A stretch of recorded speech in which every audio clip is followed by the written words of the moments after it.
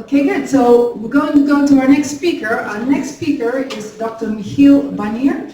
He's from the Netherlands, from Maastricht, and he's a pediatric pulmonologist from the Mozart Kids Children's Hospital in Maastricht, and he's a member of the Doctor Raises Alarm Initiative, and he's an advocate for a nicotine-free society. And his topic will be vaping, the new epidemic, and I'm sure from the guys from No Brainer will be very interested in that. And I would say definitely collaborate later, because I know the doctor needs to leave on time, so grab him before his the next break, because he needs to go to his shift.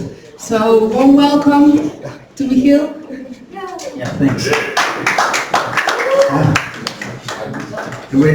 Really nice to be here, and also should not be standing. Sorry, I always like to walk, which is a problem if you're standing in. I'm small, but still stand in front of the slides. But my apologies. I really apologize to many of you for not being earlier here today.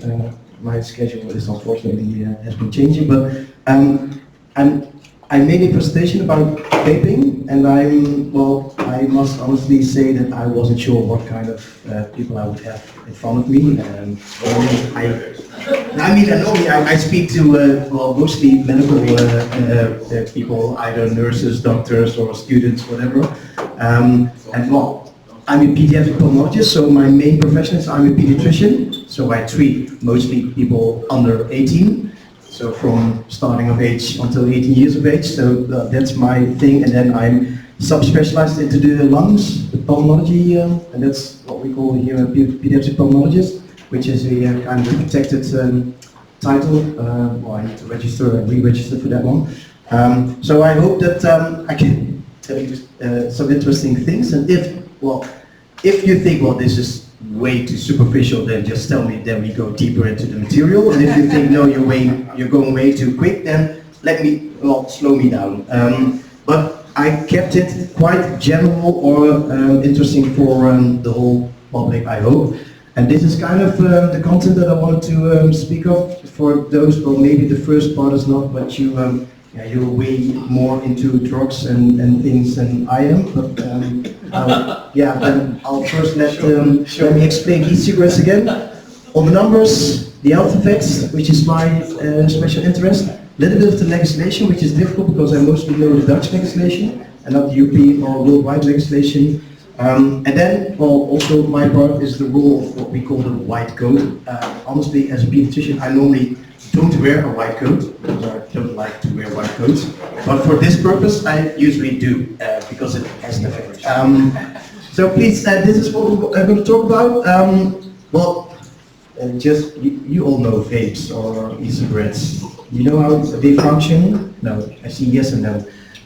First remark, the word vape is brought to us by the tobacco industry, so it's not a term that we created. The tobacco industry created it because it felt less negative and less cigarette-like, because actually it is a kind of a cigarette with all the negative effects. But for some reason, vape has gotten so incorporated into our speaking language that we all speak about vapes nowadays. So even me, I speak about vape, but actually we should talk about e-cigarettes because it isn't cigarettes or cigarette-like.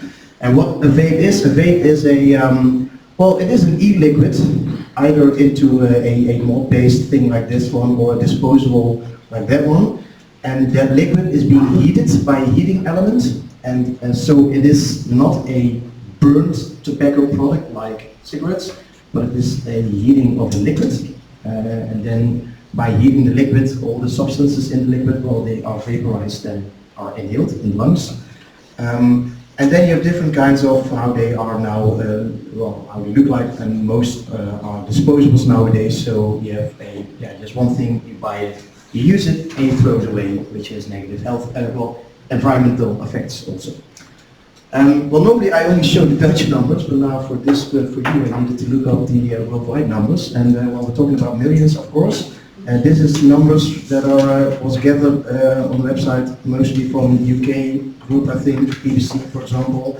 But you see the rise in numbers starting in the early 10s of this decennium, or this, not decennium, this the century. And interesting also to go a little bit to the US numbers, which are definitely all numbers that I'm going to show are, in my opinion, always underestimates, because most numbers are collected through questionnaires and most people either do not give a correct answer or honest answer. And we're talking about youth, we're talking about young people, and they mostly like, oh, I'm not going to answer like how I should answer. So I always think they're underestimates, and when the numbers are getting known, then we already talked about numbers from 5 years ago, for example. So I think this is definitely an underestimation. But what I found interesting, this is from the CDC from last year to 2024. What I found interesting that even in children aged 11 to 13 years, so the young teenagers, you see already almost 4% usage of mostly e-cigarettes. And then you go a little bit older, 40 to 18 years of age, it's almost 8%, which I think are already really high numbers. And I think it's even higher because when you look at 12th graders, which are those approximately 18 years old, and you see that, well, if you look at the amount of vapers that used it last month, we talk about 1 in 4, and when you go to education levels, then the lower education levels, it's more like 1 in 2, what I hear from my environment. So numbers are shocking. These are the Dutch numbers. That depends a little bit on which source you use, but I showed these, or look at the y-axis, 10% is the next one now. But I show these because we're talking about a rise in of the epidemic since 2019 or 20, because that's where the biggest rise started. These are the smoking numbers of blue Dutch youth, 12 to 16 years of age, and orange the adults. And what you saw, we saw a decrease, and it kind of leveled in the adolescence. But then this is smoking, so not e-cigarettes, but combustible cigarettes. You saw a rise again in the last, in between 19 and 21. So again, this rise is now more like over there, 20%, I think. And then the question is, why did we see this rise? Well, we know that 2/3 of people that use e-cigarettes, they also use combustible cigarettes, so the dual users. And what I honestly think is that the rise came mostly because of the disposable e-cigarettes.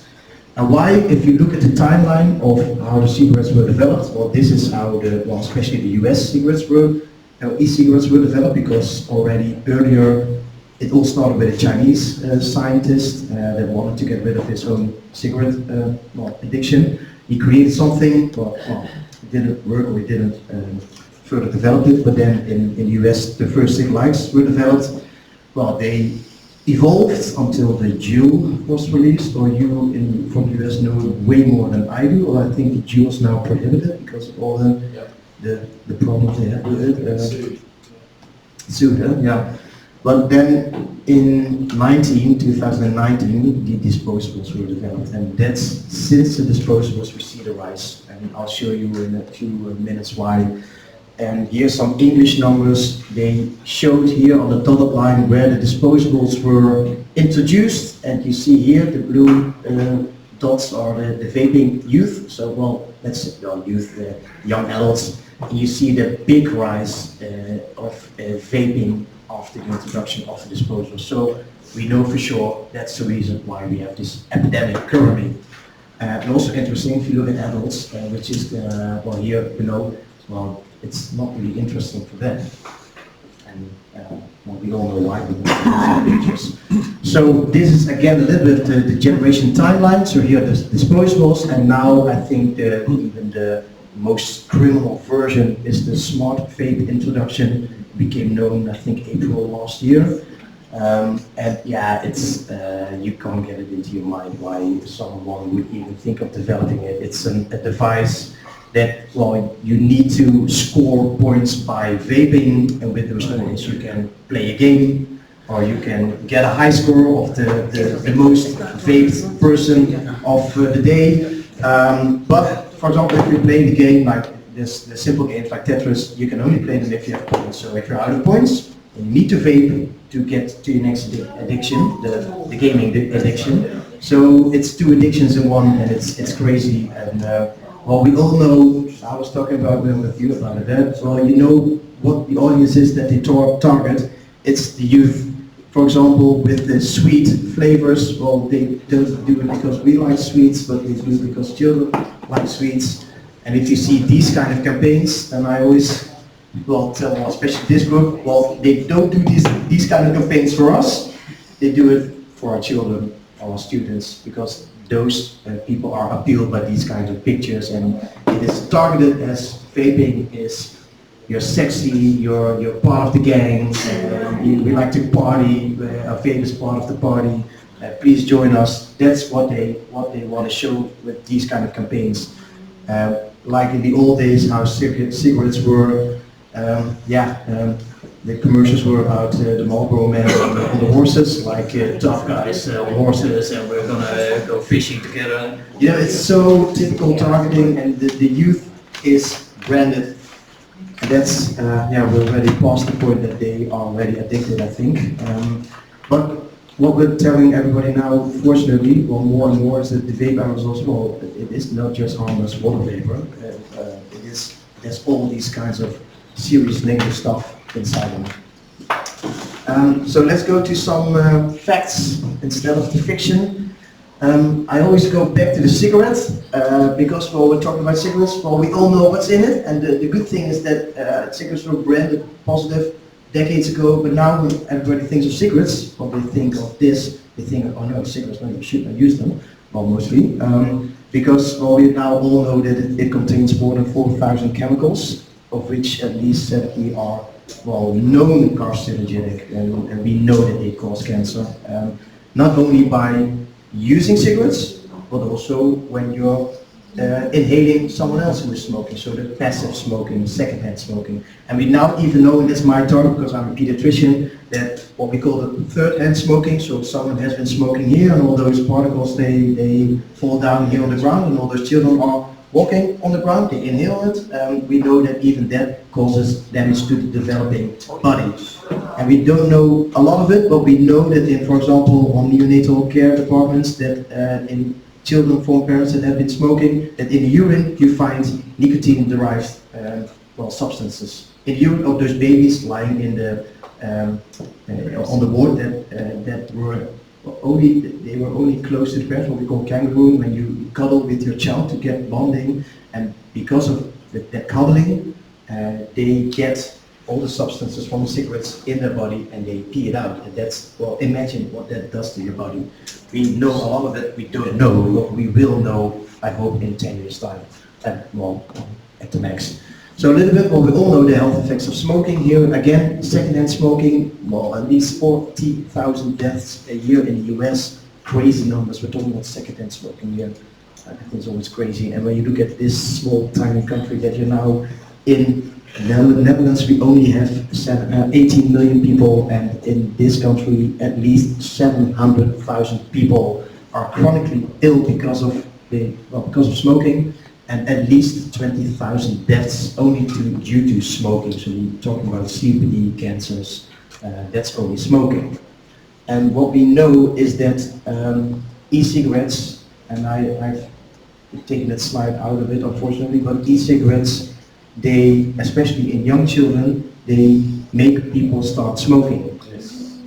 And as a really interesting Australian study that looked back at people that were smoking, and they looked back, okay, when did they start vaping?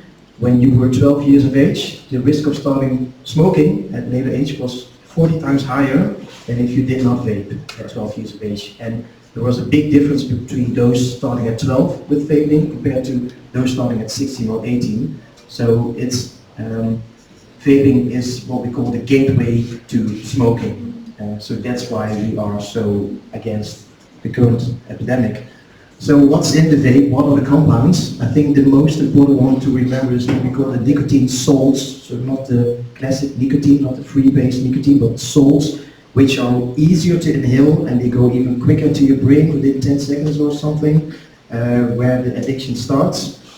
So that's very well thought of by the tobacco industry. Then they contain many chemicals of which we all know that they are cancer causing.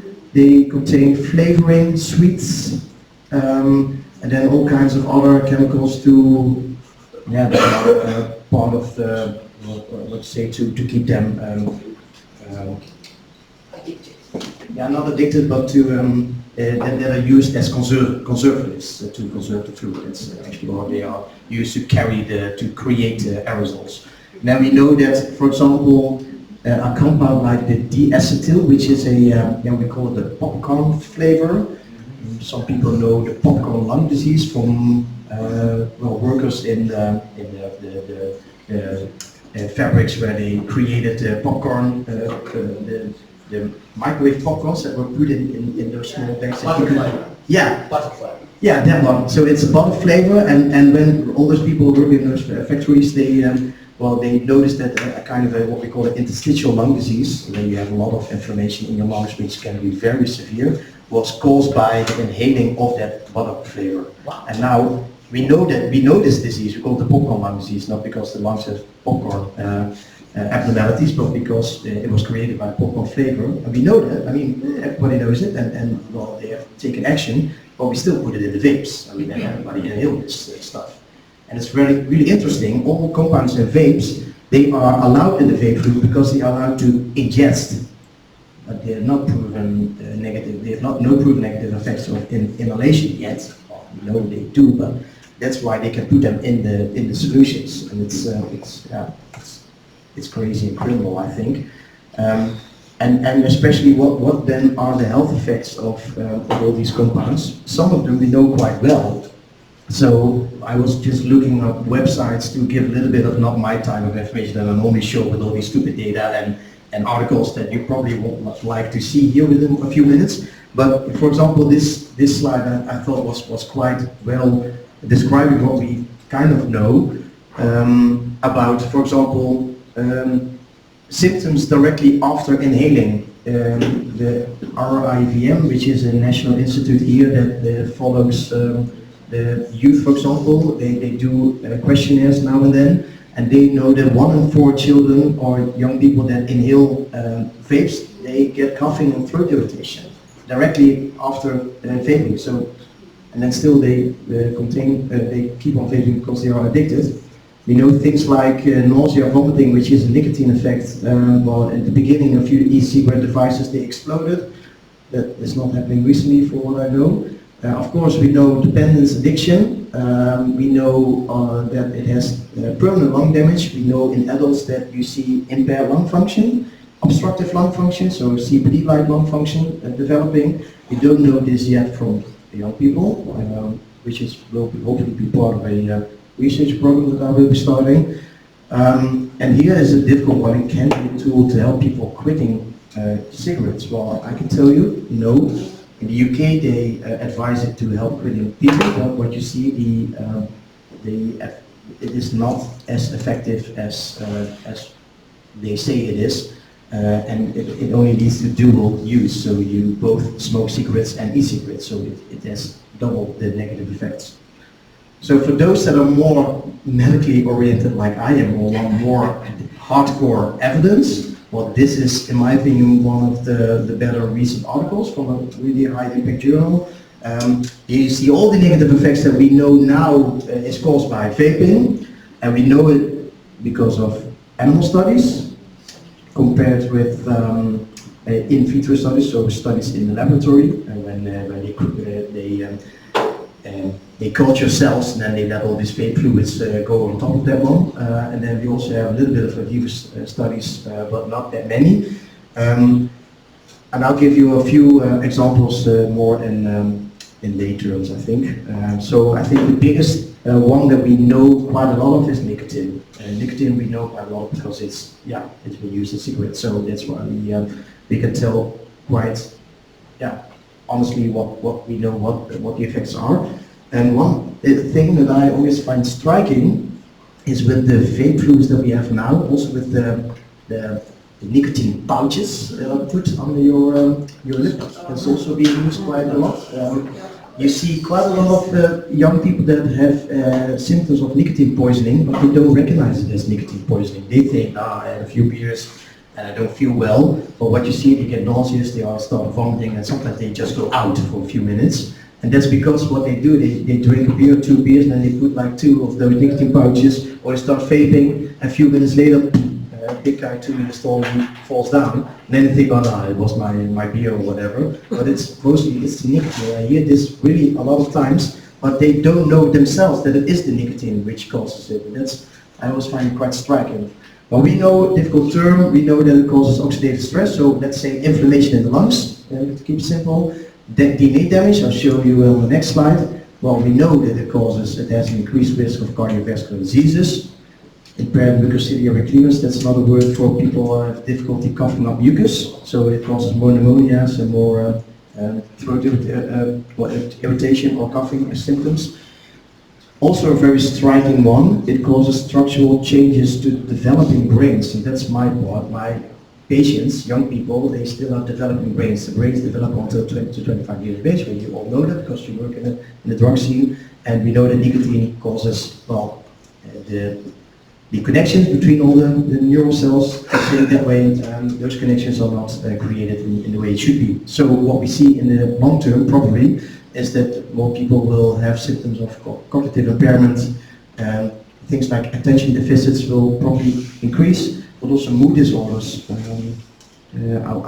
think 10-20 years we get a lot more information on this one due to the vaping. And of course pregnant people, I think that's an important one because I heard last week again that a pregnant person was vaping really a lot and she even woke up at night time, took the vape during the night time. And all that nicotine goes to the fetus, and it has effects on the fetal development, and of course things like prematurity, low birth weight, all that kind of stuff, and also impaired lung function at the start of life. So lower lung function when you are born, and that will stay that way until you are 20-25 years of age. So you start with low lung function when lung function starts declining. Well, the DNA damage, well, we know quite a lot. These are figures that are all from either animal studies or in vitro studies. We know that nicotine, but also other stuff that is found in the vape, aerosols, it has an effect on how our body is not able to do the DNA damage undone that happens to all of us. I mean, with all of us during the day, sometimes our DNA replication, something goes wrong, but then we have a way to change that and to repair that. And if you vape, then you're not able to repair it the way it should be repaired, and that causes, in the end, cancer, because you have DNA damage. But now, we don't know yet that it will cause lung cancer. We know in 20 years of time. Why? Because only 10 years of vaping are past us, and with cigarettes, well, it also took us 20 or 30 years. So we can't say directly now that it causes cancer, but it will in 10-20 years time. We have a little bit of a, to think of how much nicotine is in those vapes. It is a little bit regulated if you look at the legal vapes. So for example, in the Netherlands, a legal vape is allowed to contain 20 milligrams per milliliter of nicotine. And a legal vape should contain maximum 18 milliliters of e-fluid, which is a legal vape. But we also have illegal vapes with more nicotine, which we don't know how much it contains, and also more liquid amounts. But let's keep it to the legal vapes. You have this amount of nicotine, which is like 360 milligrams of nicotine. One cigarette is approximately 1 milligram, so one type of Tornado vape contains 18 packs of cigarettes if you only look at nicotine. And then they come to my outpatient clinic and they say, okay, yeah, well, I don't feel well because on Friday we had a weekend with the guys and I started with my Tornado vape, which was done on Sunday evening. So in 2 to 3 days time, they vaped 18 packs of cigarettes if you only think of the nicotine. And then, well, I just questioned them, okay, why do you think you might not feel well now? But they don't know this. Yeah. But they don't know this because most people don't know it. It's just a simple math. So I think we should do this more. Our socials and all these things we are active on. Then another interesting thing is, I talked about the vape. The vape is a fluid that is needed by a by a heating element, and that heating element contains all kinds of heavy metals that you inhale. So we know now that in the urine, for example, of young people, we found increased levels of copper and uranium, which are derived from those vapes. And if, well, here in the Netherlands, for example, if there's a little bit of copper found in the tap water, then all taps are closed off, and well, there's a big fuss, and all people are like, okay, we need to check it. But well, you're doing it every day when you're vaping. Again, most people don't know it. Then, better known in the US and in the Netherlands, the Ivali epidemic. Do you know Ivali epidemic? Yeah, don't saying anything new, probably. But Ivali was an epidemic of also a quite severe interstitial lung disease. Here you see, you don't have to be a doctor that if I tell you the gray and black parts are normal, then you don't need to be a doctor to see that there's quite a lot not normal over here. In the back of the lungs. And what was really interesting, it was mainly in the US and mainly in the year 2019. Young people that got problems of coughing, breathlessness, chest tightness, they started vaping 3 months prior to these symptoms, and they were admitted to the hospital and got ill quite quickly within a few days. Ended up at the IC unit, got ventilated, and many young people even died. Which was, it went really fast in those states. If I read back to the articles, here in the Netherlands we only had a few, like really a few, not that many. But then they started looking for, okay, how was it caused, and probably, we don't know it 100% sure, is it probably a carrier substance that was used in the cannabis vapes. So vitamin E acetate, which is used as a carrier molecule for especially cannabis vapes, that was probably causing it. So that was banned, but now there's, again, you know better than I do probably, because there's quite some cannabis experts here, is that the cannabis vapes are quite increasing, and I'm curious if we see this disease more in the future, because we're not 100% sure that it was that molecule, so we should be quite cautious this next year to see whether we see this disease more. Yeah, I'm right on time, I think. So then going back to policy or legislation, a little bit, because yeah, I don't know what the policy is in other countries outside the Netherlands. But here, for example, there's quite a lot of fuss about the flavoring or flavor ban. Yeah, it's nice that we have that policy, but if you don't enforce it, then there's quite a lot of illegal vapes with sweet flavors still running. So it's not really effective, although last week in the Netherlands it stated that 1 in 5 people stopped vaping because of this ban, so it has some effect. There's the regulation depends. What I find interesting, the yellow countries, no specific rules. It's not totally true because the UK does have some rules. But there's quite, the EU is not united in this one. And for example, Belgium this year was the first state to ban the sale of the disposables, but they don't have a lot of money for enforcement, so the question is how effective this will be. But that's something that we're questioning. And what I find quite unfortunate is New Zealand was about to be the first country to stop the generation ban, so that people born after 2000, let's say 20, would in their whole life not be able to buy this kind of stuff, but they, that revoked. But now also in the Netherlands we're thinking of these type of bans, and I think we should go further down that road. And also especially increase the age to 21, because in the US increasing the sale age to 21 has been quite effective. We have a sale age of 18, but we want to increase it because most people that smoke, they started before 21. So, yeah, so that would be quite simple, although with our government right now, I'm not sure whether we will succeed. So for the last few minutes, because I'm ending up, is what we have quite an active white coat group. This is only doctors or doctor-like people that are active against vapes, and I'll show you some of the campaigns that we did, and I'll use the because it's in Dutch. I'm sorry for that one. It's in Dutch, but for example, what we did, we made a campaign on TikTok, because on TikTok quite a lot of vapes were, they were used and actually all those influencers were vaping, and a lot of youth especially looking at those influencers. So we started a campaign, and this was a general one, and then we targeted all those influencers with personal messages, and all those influencers, they stopped using their vapes. So they sent a message to their group, okay, you shouldn't vape, which was quite a nice campaign.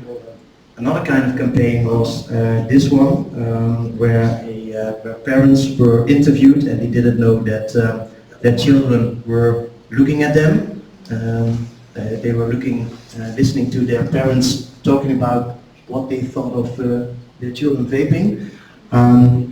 It was also really a nice campaign, and especially those campaigns were mostly targeted to parents. The last campaign was used last year. Unfortunately, yesterday we didn't win a prize with that one, but it was, we almost won a prize with it. We made a campaign, everybody in white coat, in which we mentioned 4 facts about vaping that were not really known to the public. But unfortunately we have these campaigns, but it's quite expensive to put them broadly as commercial on TV. So we only have 1 day of, that we took this as a commercial. But now our Secretary of State is, there's a new plan being developed, and we are hoping that they are going to make this one as a commercial. So like in other countries with other programs, what you should do, we should reach the big public, and we do it with commercials or campaigns like this. So I hope that will lead to maybe some effect in the future. So I end up with my conclusions, but probably maybe all already knew it. It's not a healthy alternative to smoking cigarettes. We see an alarming increase, more nicotine, more addiction, and well, there's increased knowledge, scientific knowledge, although we're still behind.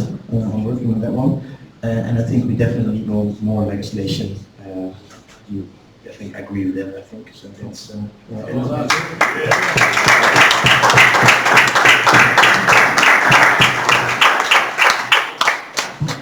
Thank you very much. It was very interesting. I know my son already had one question. Yeah. Mom, I have a question. And Yeah? yes, so My question was, in the slide you showed us which, like the bands of flavors, vapes and stuff, right? Yeah. I had a question, where are vapes made? Yeah. Because I thought it was China, and then it's weird. Because Yeah.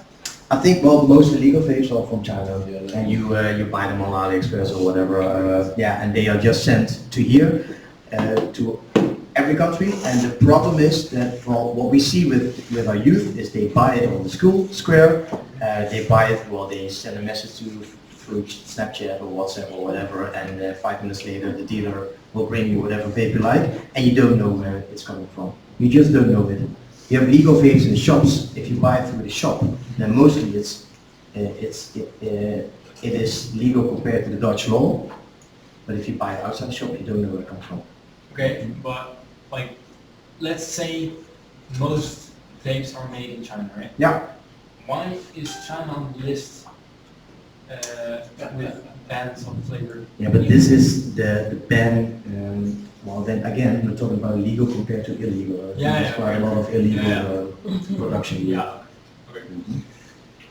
Yeah, thank you. Great. It's interesting for the audience because vapes were created as a harm reduction program. Yeah. And it's just showing that this harm reduction program created a brand new disease, Diwali. Yeah. Diwali did not exist until vapes existed. So this harm reduction is not only not solving the problem, it's adding to the public health burdens. Yeah. I'm not sure whether you saw the money Philip Morris is earning. It was in the news last week. You see a rise of their commercial. You see a rise of their profits, and the rise is only because of e-cigarettes and because of the nicotine pouches. Correct. Yeah, you know what we have in the Netherlands here from this action group, we call it the bullshit tobacco bingo. And you have all these remarks that they make, like the harm reduction and the healthy alternative, and there's no scientific knowledge regarding the long-term effect, and all this bullshit. How they they promote this stuff as being healthy. Correct. Yeah. Well done. Yeah. No, I'm interested, like in calling the police if somebody is doing drugs. So how do I know if it's possible to vape cannabis, and when do I know if somebody is actually vaping cannabis? Yeah. So it's not being commonly accepted. I'm sitting and vaping, never really mind. Yeah. I want to have like a call to the police like immediately. So how do you determine that? Whether it's in it. Yeah. Well, some of those vapes they are called they are sold as THC containing vapes, so you know that it's in it. At least that's how what I've heard of it.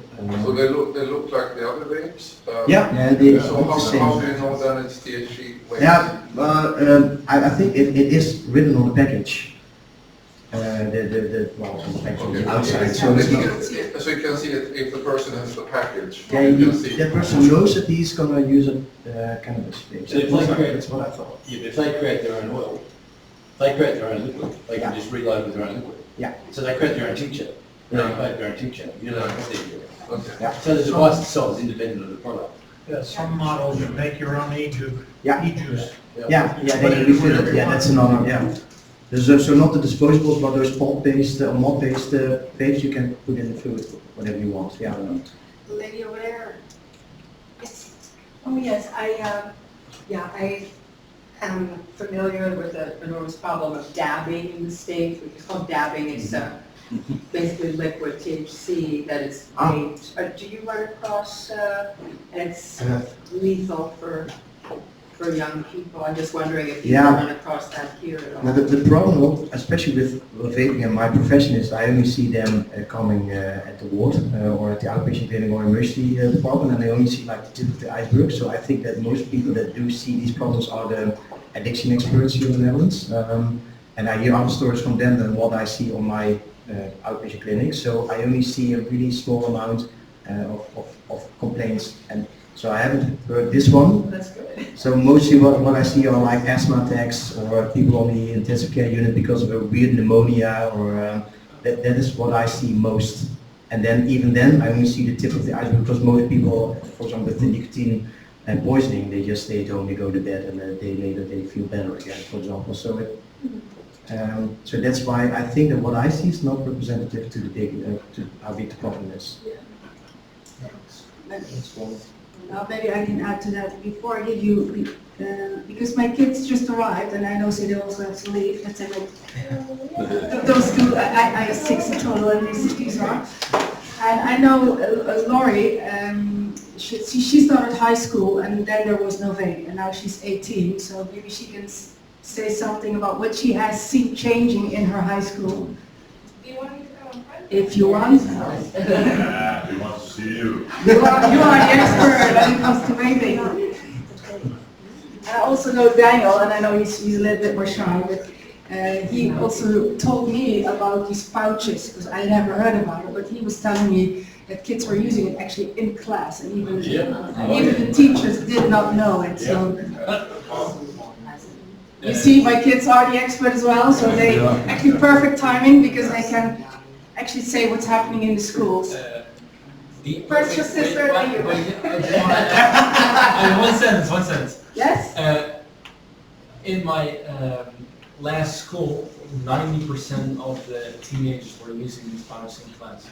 They were like, the whole lip was numb, because they were doing these pouches every day. They couldn't feel their lips. Laurie, you want to use the microphone or not? That's fine. Okay. Is the microphone. Now you tell what you saw when you started your high school and how it is now and when you go out, because I know you went out a couple of weeks ago. So. You mean with homeschool? No, with vaping. How did it change? Say when you started high school when you were 12. Okay, so high school was just like normal high school, and then COVID started, and vaping was not a thing at all. It was like, yeah, just cigarettes. So it was not a thing till after COVID. After COVID became a thing, and everybody started to vape, like literally everybody. It became like a trend. On social media, we saw it a lot on social media, and especially because we were inside, everybody saw it on social media. And once I was at school, everybody had a vape. Literally my whole class had a vape. I was the only student who didn't have one. And on parties it was done a lot. Going out it was done a lot. So yeah, that's basically it. It was after COVID it became a total thing. Yeah. Thank you. How did you manage to stay? You're the only one. Wouldn't you feel left out? Yes, but I always felt left out. Yes. I was just like normal. I was very stubborn in class. So yeah, I always felt left out. So yeah. Yeah. Yeah, exactly. I was like, I just do my own thing. Does it bother you? Yeah. Does it bother you? Sorry? Any other questions also? Because Bother you? No, to be honest, it doesn't. What was the question? If it bothers me, if it bothers me, to be honest, no. It really doesn't. I mean, they do their thing, I do my thing, so no. I mean, yeah, if they want to touch their body, that's their problem. Yeah, exactly, that's their problem. And they don't have to answer to your mom either, right? Thank you, dear. Thank you. Thank you. The gentleman had a question for you.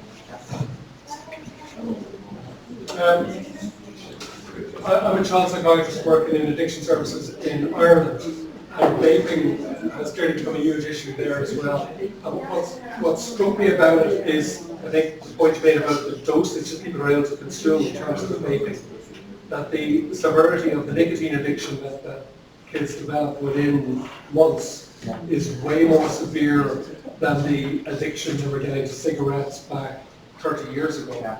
They cannot manage to last from the beginning of a class to the end of a class, which is why they need the inserts to cope with the nicotine withdrawals that will kick in after 30 minutes or so. And that's, for me, I suppose, the scary thing, and also the real addiction piece to it. That this is real addiction. These kids' life are completely now governed by the nicotine addiction in a way that actually tobacco addiction wasn't so bad.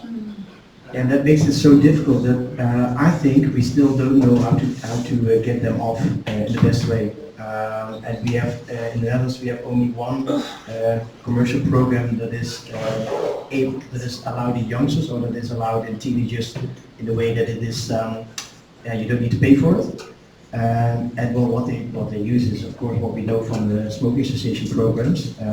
But I hope we're currently in a funding process that we hope from the One Foundation in the Netherlands that we are able to get funding to also investigate which cessation options will be the best for these kids, because well, they're kids. We need to treat them differently than how we treat ourselves or adults. Yeah, well, nice meeting you. Well done.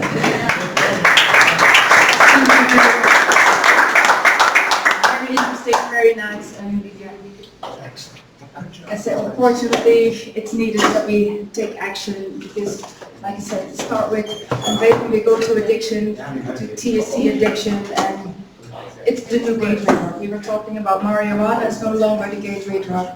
Vaping is becoming the new gateway drug. It's a starting point. So, I want to introduce the next speaker, this nice, beautiful picture lady. She's here in the house, all the way from Kenya. She's also an Open Council for Africa, secretary of the Prevention Committee. She's a counseling psychologist and mental health advocate, and WWCTU, you have to tell me what it means, president of the Kenya chapter. And we're going to talk about think when drugs come on your path, what do you do? Sounds very interesting. Wow.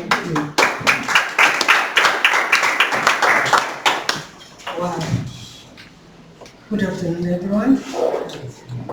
I'm here because when the West coughs, Africa gets a cold. All these things are happening there, and we get the impact. I like what the doctor said, that Africa, vaping is banned. It's not there. For sure you can't see it, but it is there. In fact, if students are found vaping, they are sent home. They go for counseling, or they just are expelled from school, but they still do it.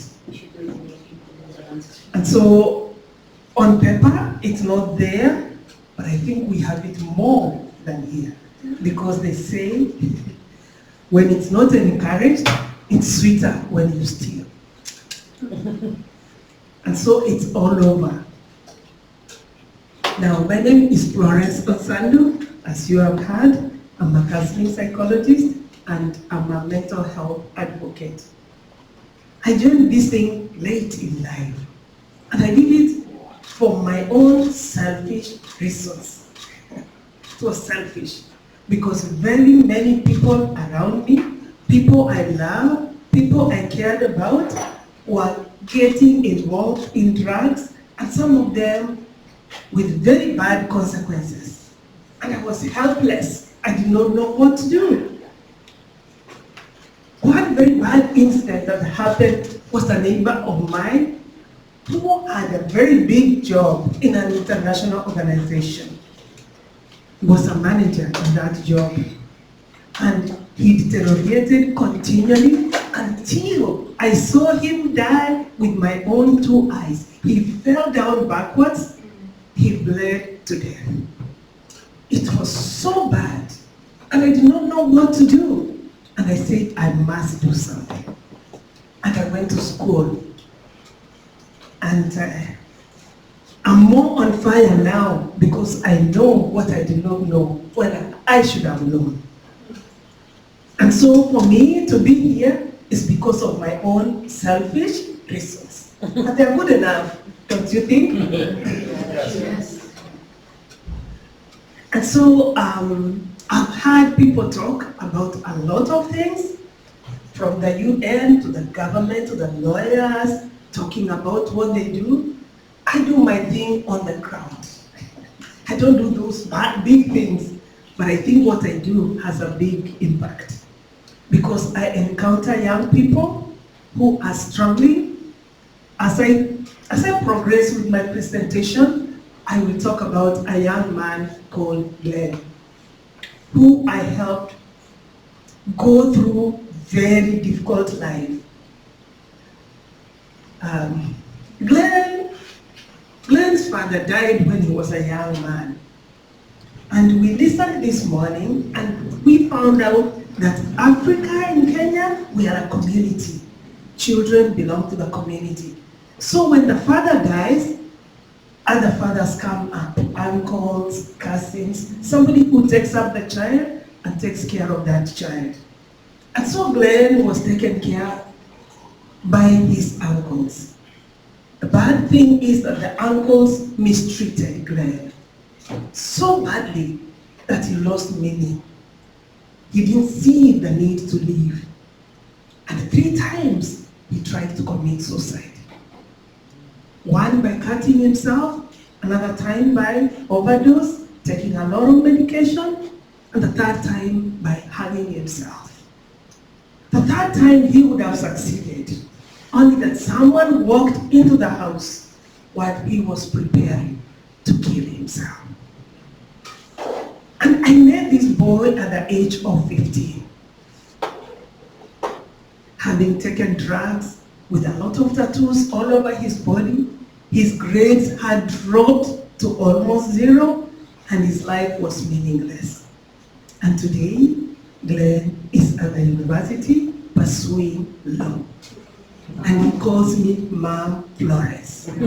Because in his life, he had not seen love, he had not seen somebody really reach out to him and value him.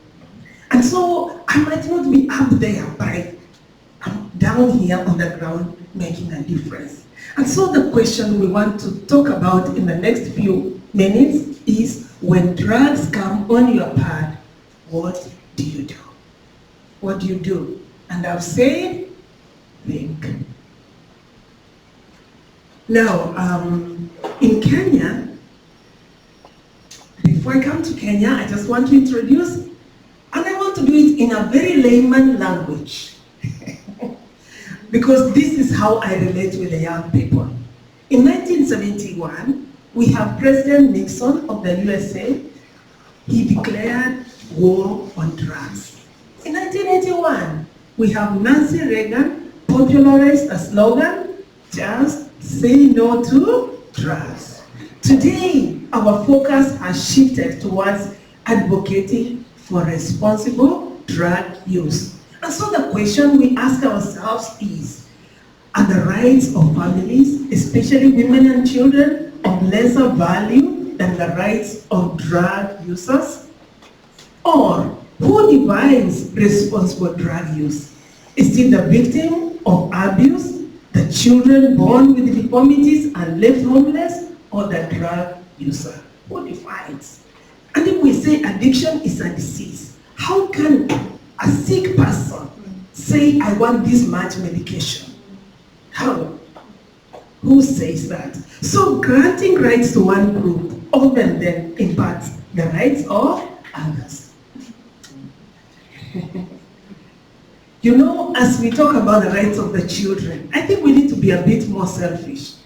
Because if vaping and, smoking is eliminated, you and me will have healthier lungs. Do you agree?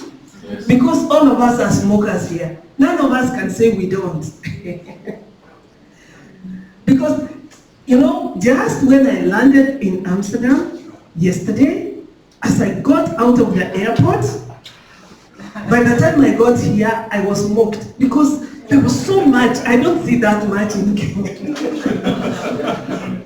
Everybody I met was smoking something. And I didn't have enough time to find out what that something was, but I knew it was not good.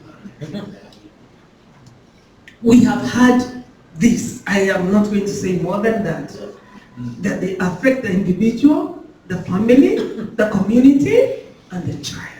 Drugs, they affect everyone. Therefore, we are saying prevention is key. It's very important.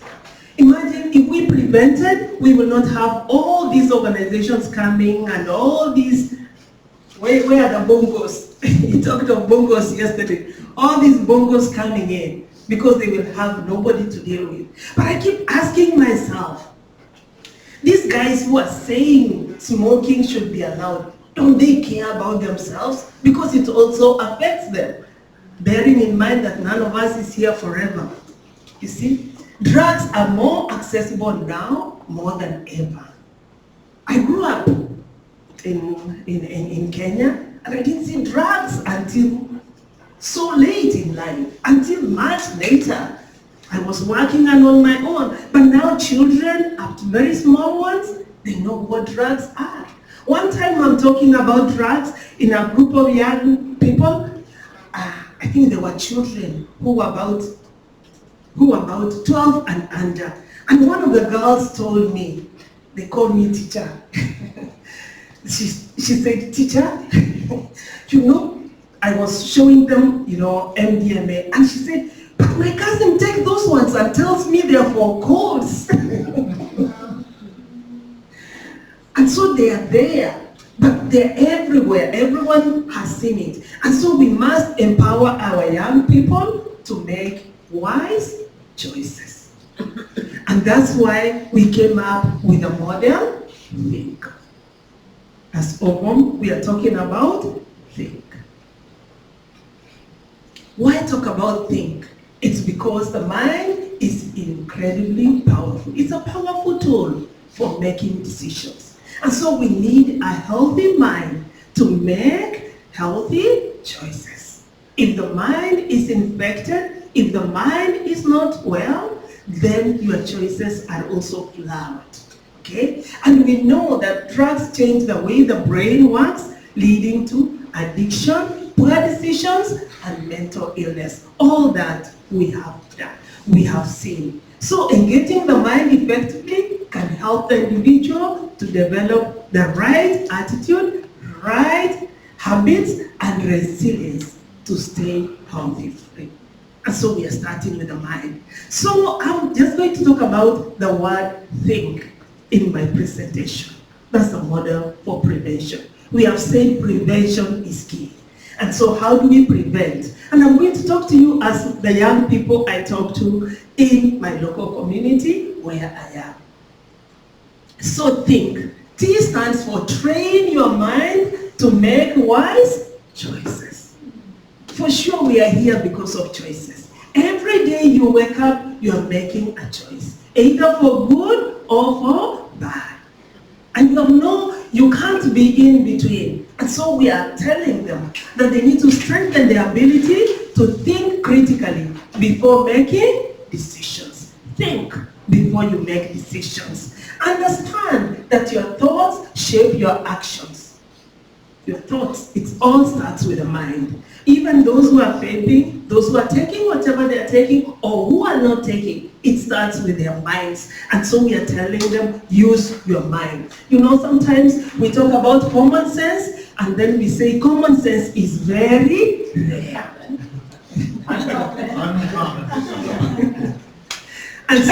And so, especially young people, you will hear excuses. I did it because everyone was doing it. So I ask them, what is your name?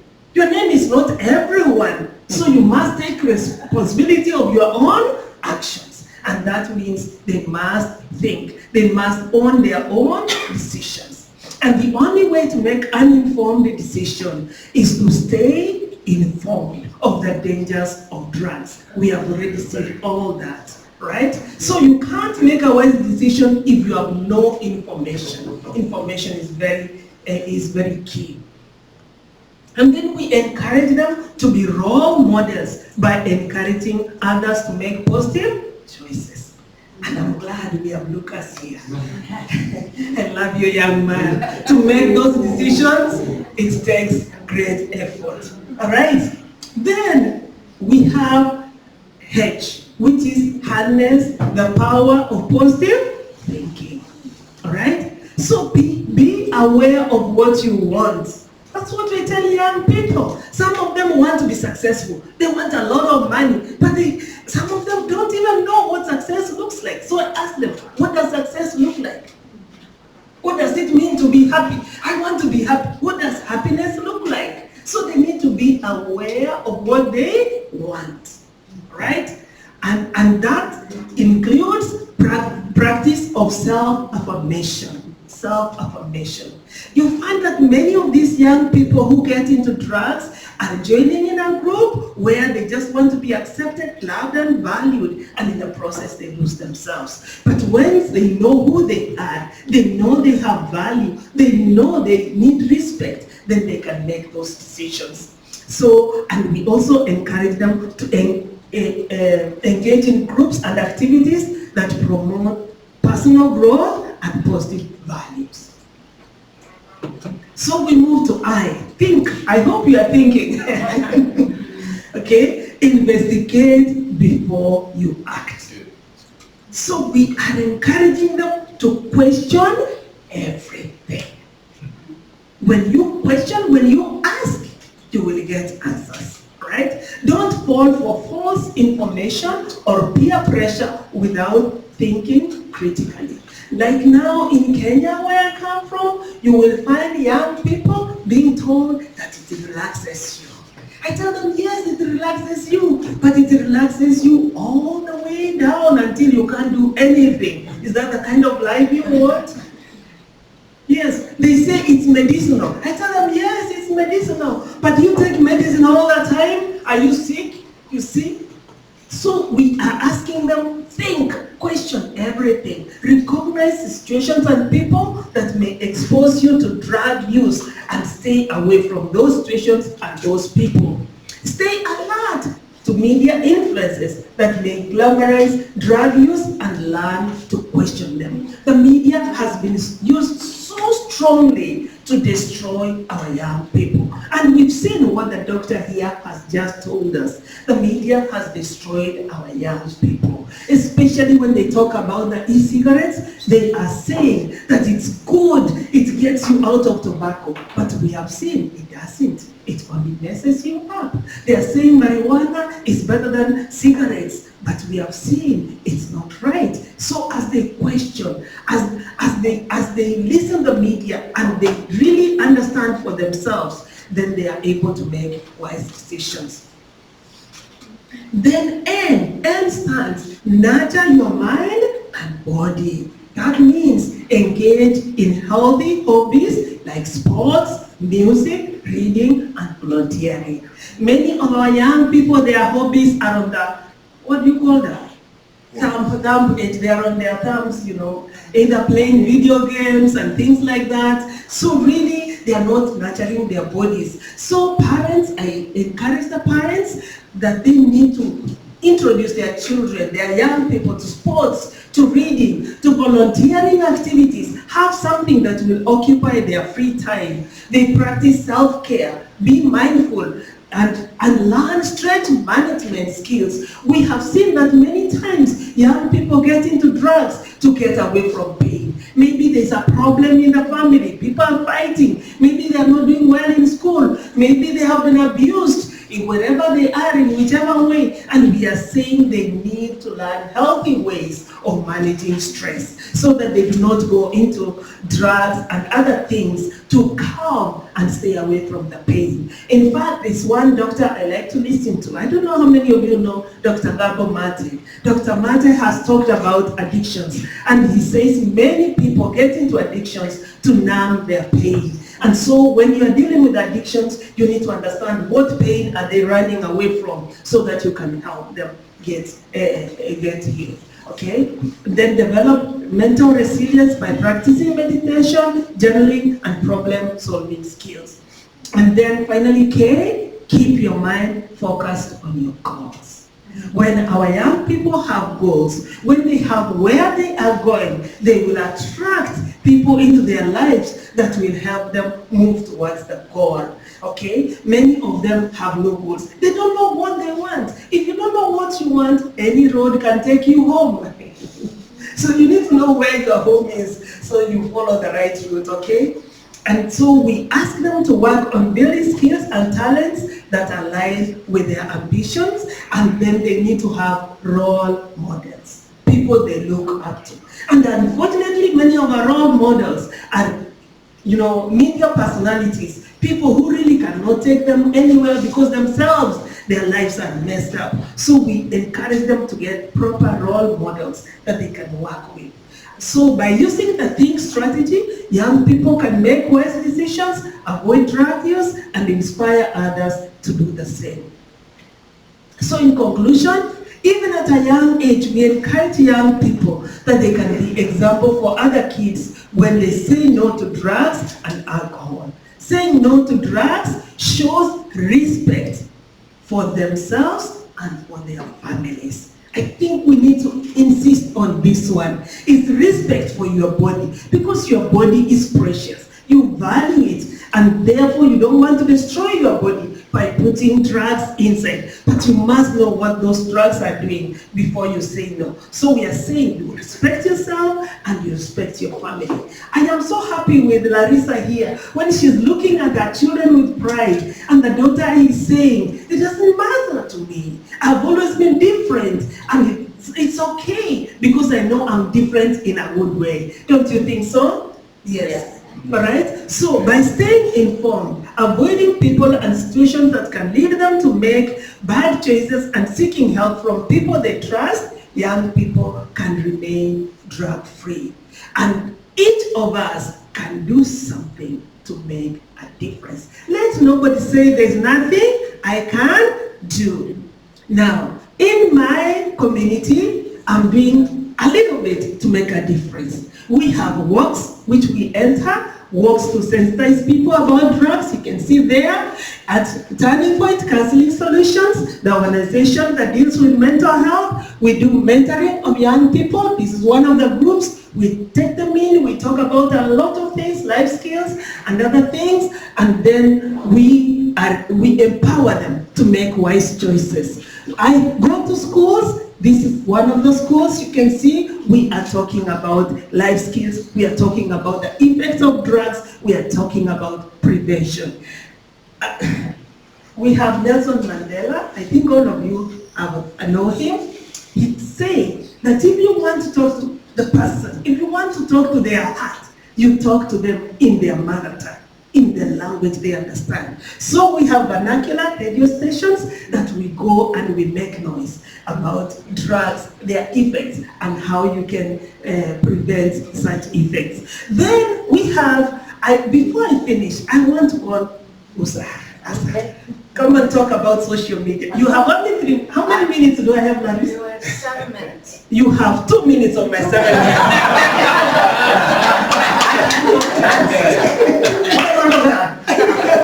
Okay, thank you. I just want to say something because we are working with drug prevention in Sweden since 33 years. We go to schools, do lectures, we talk to the kids in a very simple way, simple words, and we develop a model to be very, so they can really understand it. You can, examples they can relate to. But recently we find out, and I find out, maybe you know already, but some kids in Sweden are like 60 hours a week on the social media. 60 hours. I was like, wow, 60. 60. Not all of them, but it's like, it's a big problem. Yeah. So what we decided then was we need to reach them where they are, not only in the schools.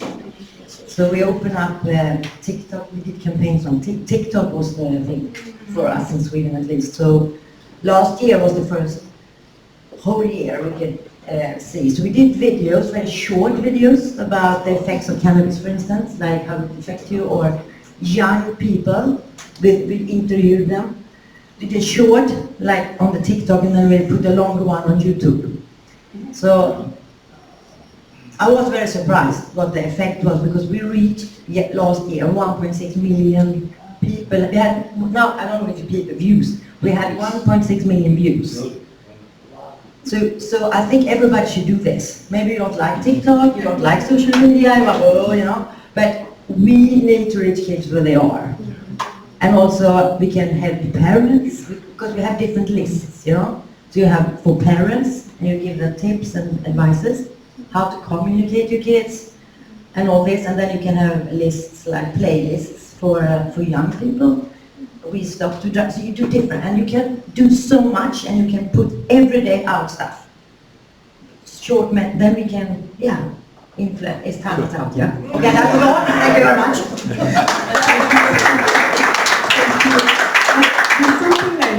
There's something I missed. I don't know where it went, but I had it, I think I missed it. In Kenya, the age for entry into drugs is 10 years. Wow. Then they found it's 7. I have the National Authority for the Campaign Against Drugs. I invited them here, please rise up and greet us. They found out. That's Dr. Yvonne and that's Dr. Josephine. They are here. I'm happy to have them here. They found out that most children are introduced into drugs by their parents.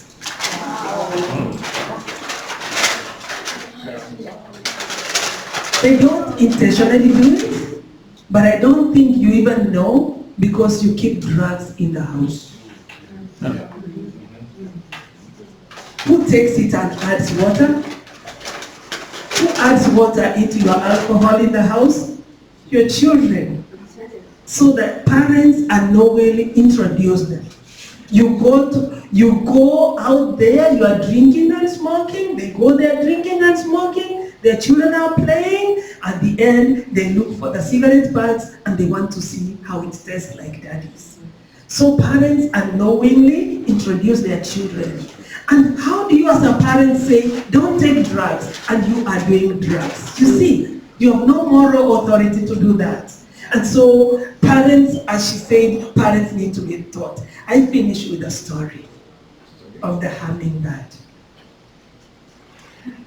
We have a professor called Wangari Maathai. Some of you may have heard of her. She's a renowned African woman who was the first one to get the Nobel Prize.